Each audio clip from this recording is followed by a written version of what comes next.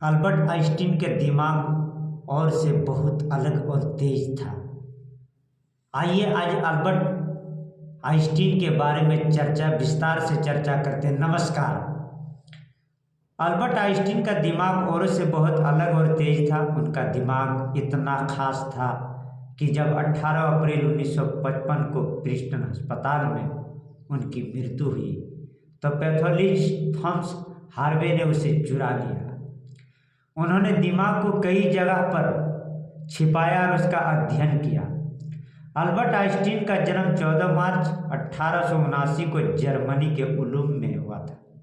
वो 20वीं सदी के सबसे प्रसिद्ध और प्रभावशाली फिजिसिस्ट में से एक थे। 9 नवंबर 1922 को उन्होंने सैद्धांतिक भौतिकी में उनकी सेवाएं के लिए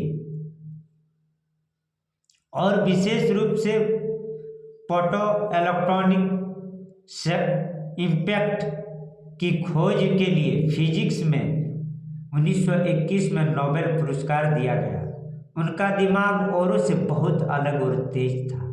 उनका दिमाग इतना खास था कि जब 18 अप्रैल 1955 को प्रिंसटन अस्पताल में उनकी मृत्यु हुई तो पैथोलॉजिस्ट थॉमस हार्वे ने इसे चुरा लिया। आइंस्टीन नहीं चाहते थे कि उनके मस्तिष्क, दिमाग या शरीर का अध्ययन किया जाए। वो अपनी पूजा नहीं कराना चाहते थे। ब्रायन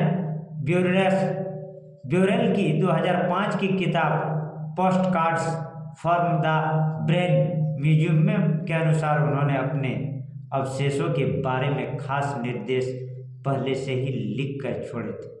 वो चाहते थे कि उनका अंतिम संस्कार हो और उनकी राख को गुप्त रूप से कहीं बिखेर दिया जाए। आइंस्टीन या उनके परिवार की अनुमति के बिना ही हार्वे ने उनका दिमाग ले लिया। जब कुछ दिन बाद तथ्य सामने आया तो हार्वे आइंस्टीन के बेटे हंस अल्बर्ट के से दिमाग अपने पास रखने की अनुमति मांगने में कामयाब रहे। शर्त यह थी कि दिमाग की जांच पूरी तरह से और केवल विज्ञान के हित में किया जाएगा। छिपाकर की दिमाग की स्टडी अध्ययन। हार्वे ने जल्द ही प्रिंसटन अस्पताल में अपनी नौकरी खो दी और दिमाग को फिलाडेल्फिया ले गए। यहाँ उन्होंने दिमाग के 240 टुकड़े किए और उसे सेल्यूलोइड में संरक्षित किया और उन्हें अपने तहखाने में रख दिया। हार्वे की पत्नी को ये बात पसंद नहीं आई और वो दिमाग नष्ट करने की धमकी देने लगी।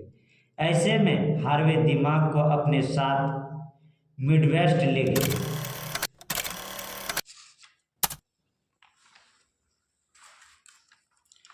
हार्वे की पत्नी को ये बात पसंद नहीं आई और वो दिमाग नष्ट करने की धमकी देने लगी। ऐसे में हार्वे दिमाग को अपने साथ मिडवेस्ट ले गई। कुछ समय के लिए उन्होंने विचिटा कासस में एक बायो लेबोरेटरी में एक मेडिकल सुपरवाइजर के तौर में काम किया। उन्होंने दिमाग को एक बियर कूलर के नीचे रखे साइडर बॉक्स में रखा। वो फिर से वेस्टर्न मैसूरी चले गए और अपनी खाली समय में मस्तिष्क दिमाग का अध्ययन करने की कोशिश करने लगा। 1988 में उन्होंने अपना मेडिकल लाइसेंस खो दिया। फिर वो लॉरेंस कैंसस चले गए और एक प्लास्टिक एक्सट्रूजन फैक्ट्री में असेंबली लाइन की नौकरी करने लगे। 1955 में छपी पहली स्टडी कैलिफोर्निया में हार्वे और उनके सहयोगियों ने 1985 में आइंस्टीन के दिमाग का पहला अध्ययन प्रकाशित किया। इसमें दावा किया गया कि इसमें 2 प्रकार की कोशिकाओं न्यूरॉन्स और ग्लिया का असामान्य अनुपात था।